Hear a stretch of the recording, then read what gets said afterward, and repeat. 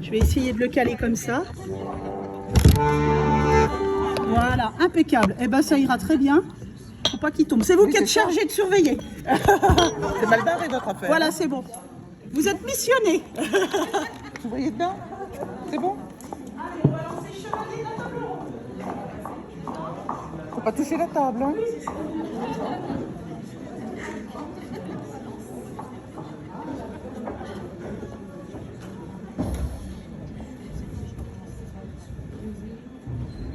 Alors, vous voyez,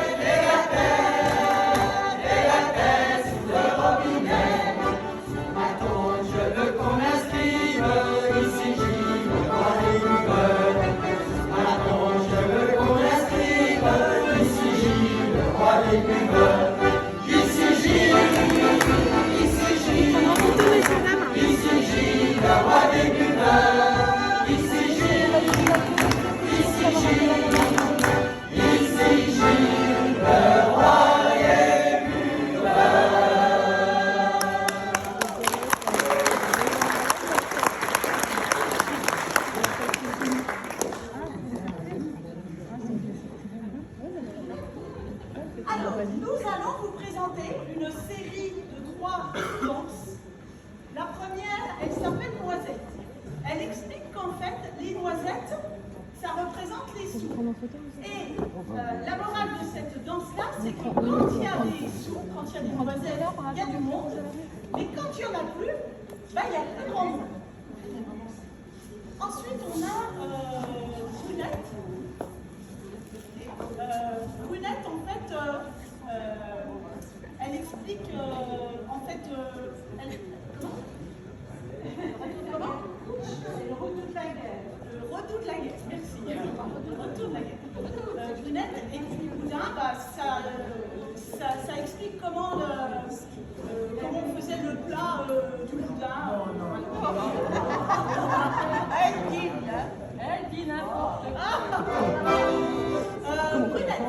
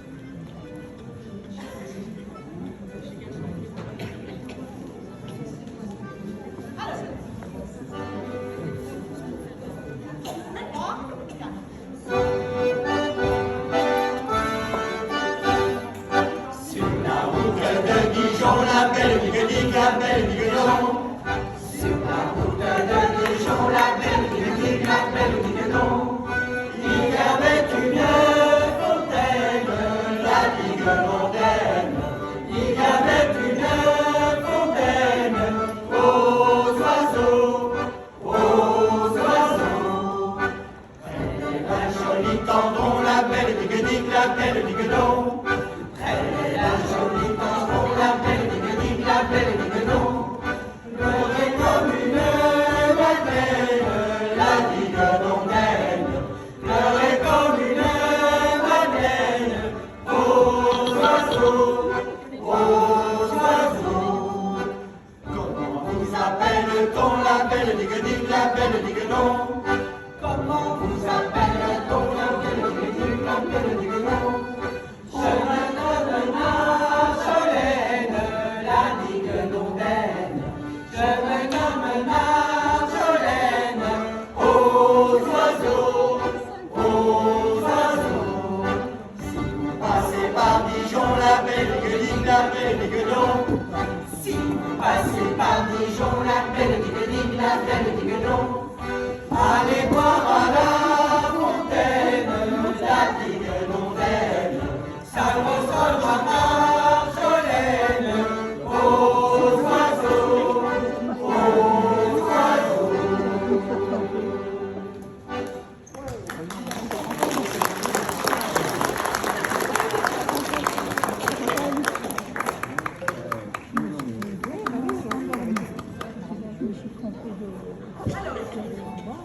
Nous allons faire maintenant une bourrée qui s'appelle la bourrée de Montandais. C'est une bourrée à deux temps et c'est une bourrée dont les paroles sont un petit peu coquines. C'est-à-dire qu'en fait, c'est un monsieur qui essaie de draguer la jolie bergère. Donc, tendez l'oreille.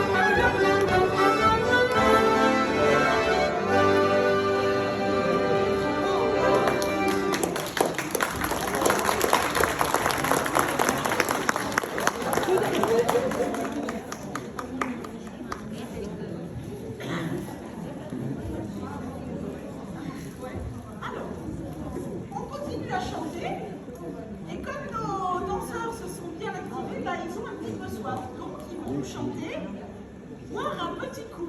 Celle-ci aussi, elle est connue dans la région.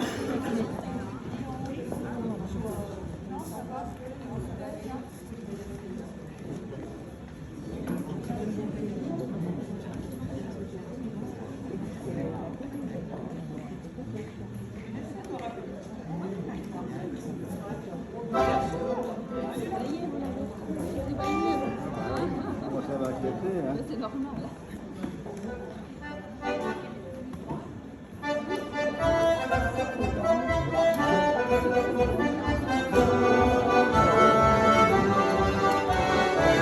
Un petit coup c'est agréable, boire un petit coup c'est doux, mais il ne faut pas rouler dessous la table. Boire un petit coup c'est agréable, boire un petit coup c'est doux, un petit coup, un petit coup, un petit coup c'est doux. Dans les bois, ma mignonnette, allons dans les bois du roi, nous y cueillerons la flèche violette. Allons dans les bois, ma mignonnette, allons dans les bois du roi.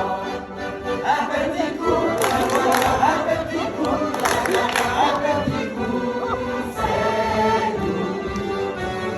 J'aime le jambon et la saucisse. J'aime le jambon quand il est bon, mais j'aime encore mieux le lait de ma nourrice. J'aime le jambon et la saucisse. J'aime le jambon quand il est bon.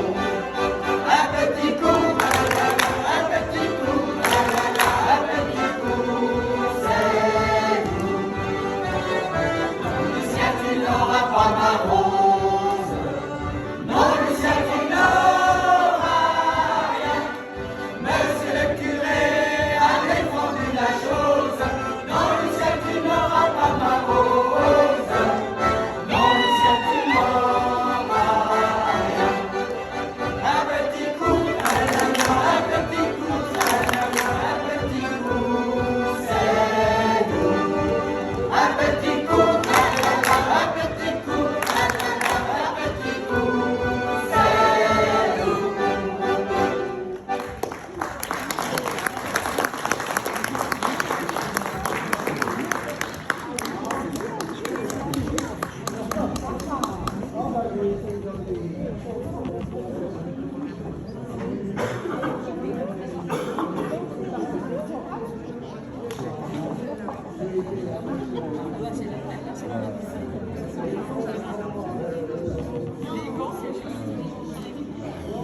Alors, on va faire une petite parenthèse et on va vous présenter nos costumes parce que nous avons en fait plusieurs costumes au groupe. On a des costumes qui sont plus pour... alors on n'a pas de... on a des costumes jaunes qui sont en fait plus pour les gens un peu plus riches. À l'époque, ils avaient des coiffes, ils avaient toute une camisole jaune. Là, on est resté sur le costume des vignes. C'est-à-dire que peut-être que vous reconnaissez un petit peu la signature de Bourgogne. En fait, le costume, il se compose donc pour la fille, il se compose donc d'un caraco avec la chemise en lin ou en coton. Elle est en jupe courte aussi, oui. Elle a les sabots, les chaussettes. En dessous, vous retrouvez, voilà, le panty, alors qui est la culotte de l'époque. Cette culotte, en fait, à l'époque, elle était fendue parce qu'on n'avait pas de dessous comme aujourd'hui. Voilà. Et donc, du coup, comme elle était fendue, c'était beaucoup plus pratique pour les filles quand il fallait aller au petit coin. Alors là, je vous rassure, elles sont toutes cousues. Parce que l'hiver, même s'il n'est pas rude, c'est plus prudent. Ensuite, elle a un jupon. Voilà. Et puis elle a cette robe assez épaisse qui est donc avec son tablier la plus pratique pour aller dans les vignes. Donc elle était courte. Et à côté, elle a aussi une coiffe. Donc là, elle a sa coiffe habituelle. Et pour dans les vignes, elle rajoutait celle-ci, voilà, qui s'appelle en fait une quichenotte. Alors, peut-être que vous savez pourquoi elle s'appelait quichenotte, cette coiffe. Faut pas bouger la table. Quichenotte. Alors, on tourne un peu autour de l'anglétisation. Quichenotte. En fait, les Anglais, quand ils venaient en Bourgogne, ils trouvaient nos bourguignonnes plutôt jolies. Et quand ils essayaient de les embrasser, avec ça sur la tête, c'était pas pratique parce que ça coinçait. Donc c'était Kisnot. Et comme en patois, c'est devenu Kishnot, donc c'est une coiffe qu'on appelle la Kishnot. C'est resté. Voilà. Alors c'est pas un anglais, mais nous avons aussi les bonhommes qui allaient aussi dans les vignes. Alors, il n'a pas ses sabots. Bon, normalement, il peut avoir ses sabots pour aller dans les vignes. Il a des guêtres qui, en fait... Comment? Ouais, pour protéger ses beaux mollets, c'est ça. C'est pour protéger parce qu'en fait, si vous regardez, en fait, c'est un pantalon court. Et ce pantalon court, en fait, il était pratique parce que quand on allait fouler le raisin, ça évitait de traficoter son pantalon. Donc en fait, ces guêtres, il les enlevait et il allait piétiner le raisin à la foulée, enfin, il piétinait. Et donc après, une fois qu'il avait fini, hein, c'était à l'ancienne, il s'essuyait, il remettait tout. Donc, il a son pantalon court, il a le gilet, une chemise, des muscles. Et il a un muscle principal qui est caché par une ceinture de flanelle. Alors la ceinture de flanelle, elle est pour maintenir le tout, enfin le tout, maintenir la partie du costume. Quand on était un petit peu plus huppé, on avait une ceinture de flanelle rouge, c'était un peu plus, oui, plus chic, plus riche. Et il a donc son chapeau, voilà, c'était l'outil principal qui faisait la vie du bonhomme. Et puis on avait encore, on a aussi, voilà, alors on va Jean-Do, mets-toi debout. Jean-Do, lui, il est aussi habillé, donc il a, en dessous, il avait une chemise en lin, des bretelles, et il a sa biose, avec la cocarde qui représente son scribe. Et il mettait donc un grand foulard, et en dessous, normalement, il a aussi un autre petit foulard à carreaux, voilà, comme Bernard, parce qu'ils travaillaient beaucoup, ils travaillaient la terre, tout ça, et du coup, ils transpiraient beaucoup. Donc, ils avaient toujours leur petit foulard pour s'essuyer et la transpiration. Protéger la chemise, et garder la semaine. Voilà, en fait, voilà, parce que c'était bon. Ils gardaient au moins une semaine la chemise. Donc, il fallait quand même bien protéger un peu. Ensuite, les sabots. Alors, les sabots, pourquoi les sabots sont pointus? Est-ce que quelqu'un sait quelle est l'origine de cette pointe au bout du sabot? Pas du tout. C'est qu'en fait, quand on était dans les vignes, eh ben, des fois, on tassait un peu la terre. Et la terre, du coup, on se retrouvait avec des semelles de terre. Donc, la pointe du sabot était inventée justement pour déterrer en fait, les sabots, pour décrotter les sabots. C'est pour ça que le sabot est à cette forme-là. Et puis, Sylvie veut présenter mon costume. Donc, Déborah a un costume de Marsanne et la Côte. Et donc, en fait, c'est une tenancière de cabaret, donc d'auberge. Pardon, excusez-moi. Et donc, elle a une jupe qui se remonte. C'est pour éviter de salir la jupe, en fait. Et elle a un... T'as tout est dessous, toi aussi? Non, je pose la question. Je peux vous montrer mes chaussettes. Donc, c'est un jupon fleuri, enfin qui était rayé, fleuri, enfin de couleur. Et dessous, il y avait un grand... On a une grande, chemise qui servait de nuit, de jour, tout le temps. Pareil. Et il y avait un jupon blanc et toujours le panty, le même panty que pour tous les autres costumes.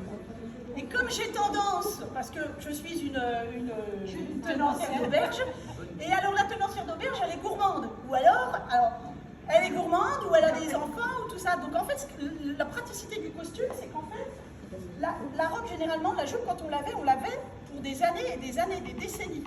Et en fait, le système de bronze derrière, si je prenais du poids, je me serais desserrée. Et si, par bonheur, je perdais un petit peu, je pouvais réadapter ma robe, ma jupe. Donc en fait, les costumes étaient judicieux. Alors ils tenaient longtemps, parce qu'ils étaient robustes. On ne les lavait pas souvent. Et aussi, ils avaient un système d'adaptation, parce qu'on n'avait pas des garde-robes qui étaient très, très développés. Donc on avait des habits de travail, des habits de sortie. Et on avait aussi, mais chez personne là, on avait des jupons en fait d'intérieur, c'est-à-dire que quand on rentrait, on enlevait une partie des robes et on était à la maison en jupon et puis en petite chemise comme ça. Voilà. Au niveau des coiffes,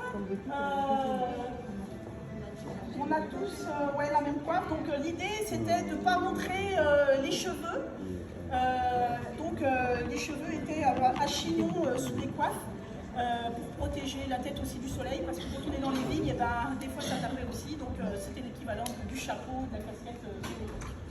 Voilà. Est-ce que vous avez des questions ou est-ce que vous avez d'autres choses peut-être à compléter par rapport au costume, si certains ont d'autres...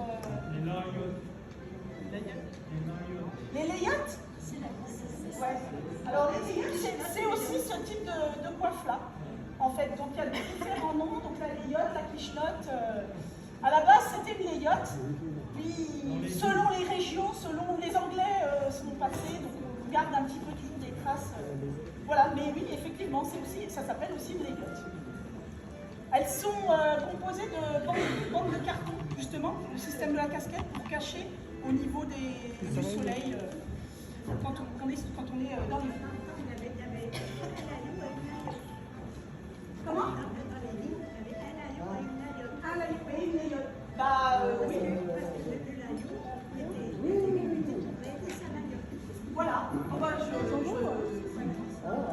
Donc il y avait un layout, une layotte, qui était le layout était réputé pour aider sa layotte. Voilà. Je ne sais pas si vous avez entendu. Oui. Donc voilà, c'était la petite présentation des costumes. Les chaussures, alors on avait quand même des chaussures en cuir, mais c'est pareil, c'était selon l'échelon dont on appartenait. Alors là, effectivement, danser avec des sabots, si certains veulent se lancer, on pourra peut-être, pourquoi pas, vous en proposer une danse. Mais certains s'y adaptent très très bien. Et puis, quelques danses sont assez physiques, donc des fois on a déjà eu un petit accident, donc on fait plutôt ceux qui le sentent, ceux qui ne le sentent pas. Mais pour ma part, moi je vis en sabot et on est très bien dedans. Donc on va travailler en sabot. Voilà. On a fini la petite présentation. On va reprendre un petit peu une danse, une musique. Alors c'est une musique qui s'appelle La femme à deux maris. Je vous laisse imaginer l'histoire, faites travailler votre imagination.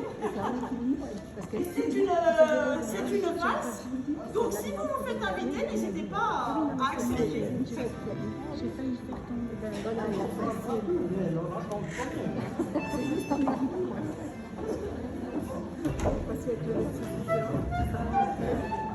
effectivement, je vais faire un jeu.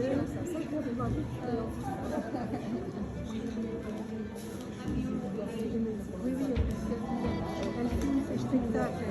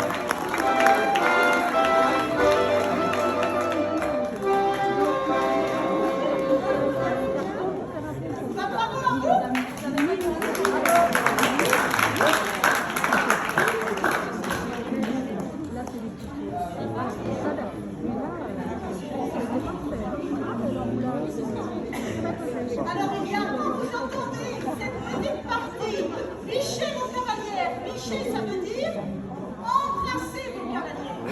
C'est du patois. Et lorsque vous entendez dans les balles ou des choses comme ça, Micher vos cavaliers, eh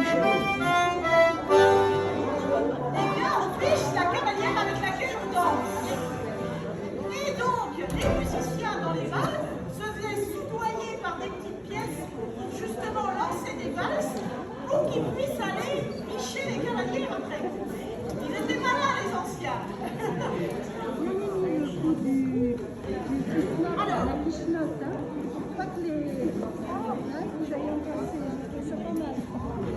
Oui. Déjà? Et voilà, Alors, c'est de maison, hein. nous allons vous jouer un quadrille du Golfo. Alors, ce quadrille, c'est plutôt une danse de gens qui sont un peu plus privilégiés. C'était des danses qui se dansaient au quinquate. C'est un petit peu plus chorégraphié, mais c'est aussi, ça fait partie aussi de notre patrimoine. Voilà, on va voir une petite variation. Des petits pots. Ça s'appelle quadrille du Golfo. En place pour le quadrille. Alors on a Sylvie qui va nous annoncer les différentes parties de cette danse qui a plusieurs chaînes.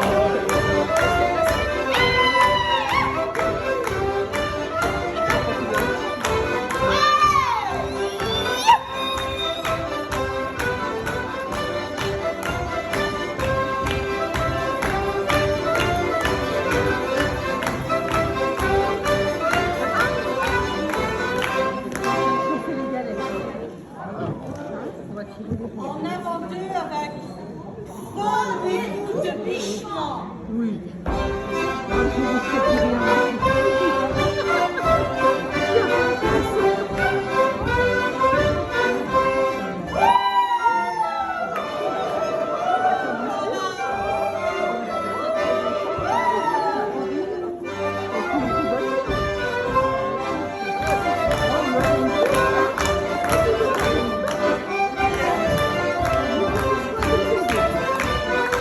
Alors, on va voir si vous avez bien suivi. Maintenant, c'est en avant deux avec deuxième coup de bichement.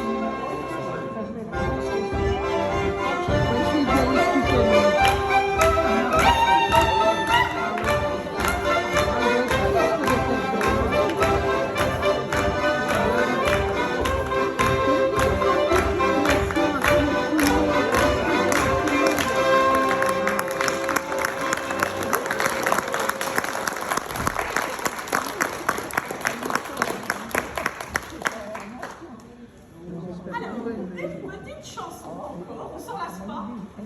Cette chanson, elle parle d'un musicien. Et ce musicien, c'est un cornemuseux. Alors, notre cornemuseux, il a un multi-instrument, donc tu l'as pas là avec toi. Il l'a pas emmené. Il a sa flûte et puis son mais on n'a pas la cornemuse. Cette chanson, elle parle du cornemuseux qui, des fois, quand il joue, elle fait un petit peu ouin-ouin. Donc, du coup, il en a sorti une chanson pour se moquer un petit peu de ses filles. Voilà.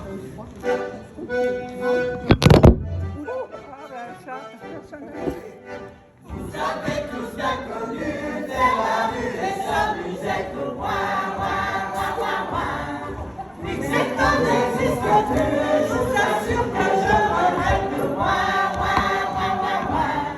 Il m'a laissé en testament, s'amuser de pour souffler quand l'andou, l'andou.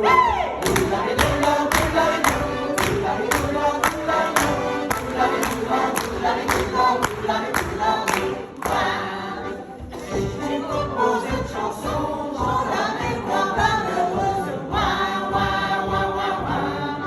J'en faisons sur les buissons et sur les routes douceuses. Ouin, ouin, ouin, ouin, ouin. Sur les chapeaux de Jeanneton et la vertu de la margoton. L'andou, l'andou,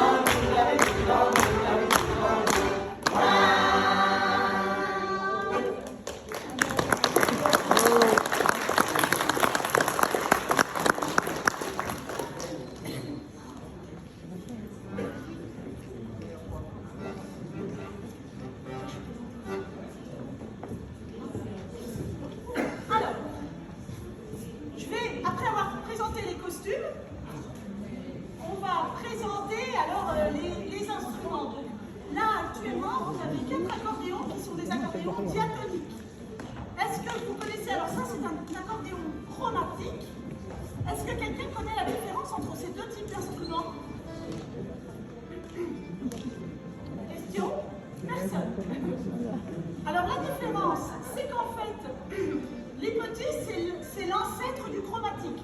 C'est-à-dire que cet instrument-là, si vous voyez, on n'a pas beaucoup de boutons à la main droite ni à la main gauche. On travaille sur 2 rangées, peut-être 2,5 parce que des fois on peut avoir un rang supplémentaire, mais on n'a pas toutes les notes non plus. Et si vous voulez, l'accordéon, c'est un instrument à vent et il fonctionne avec des lamelles. Ces lamelles, en fait, le vent qui fait rentrer par le soufflet, vous voyez, le vent traverse en fait le soufflet et les lamelles vont vibrer. Alors c'est des lamelles qui sont plus ou moins grandes ou moins épaisses. Et selon, en diatonique, selon si je pousse ou si je tire, je vais avoir 2 notes. C'est sur un seul bouton. Donc là, je vais vous montrer la note de Do. Et quand je vais tirer, ça sera une note de Ré. Voilà. Diatonique, ça veut dire 2 tons. Diatonique. C'est, en fait, si ça va. C'est l'ancêtre, en fait, du chromatique. Le chromatique, c'est une touche, une note, que je pousse ou que je tire. Alors voilà, on est plus sur un instrument traditionnel, même au niveau du son, vous l'entendez, on est plus sur quelque chose de musette, sur ce type d'instrument. Et le bois joue beaucoup aussi sur la résonance, en fait. Quoi vous dire d'autre? Bon, après, Francis, son curlupitassé, c'est quoi? C'est un saxo, voilà. Un saxo soprano, donc il nous accompagne aussi avec une flûte et une cornemuse. C'est le meilleur de la journée, c'est le Voilà. C'est dommage, on n'a pas la cornemuse, mais on a aussi, alors ce qui est aussi très traditionnel dans le folklore, c'est les vielles à roue. Les vielles à roue, je ne sais pas si vous visualisez, en fait, c'est une coque en bois avec une manivelle et on a une roue qui tourne sur des cordes. Et sur ces cordes, on a à la main gauche, on tourne, on tourne avec la manivelle et on a un clavier qui va taper sur des cordes. C'est la manivelle qui actionne en fait le son. Et selon où la touche va cogner sur la corde, ça va donner les notes qui vont toute la gamme. Vous avez des questions? Vous voulez entendre la musique et puis chanter et danser?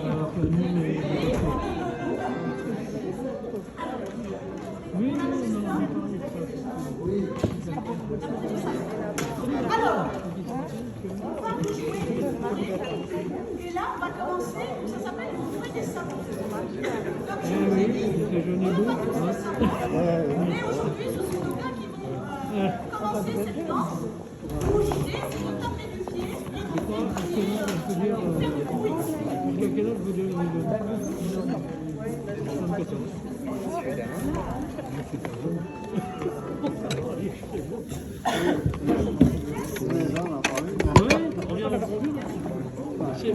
Trois, quatre. Allez! Qu'est-ce que tu mets pour que ça me...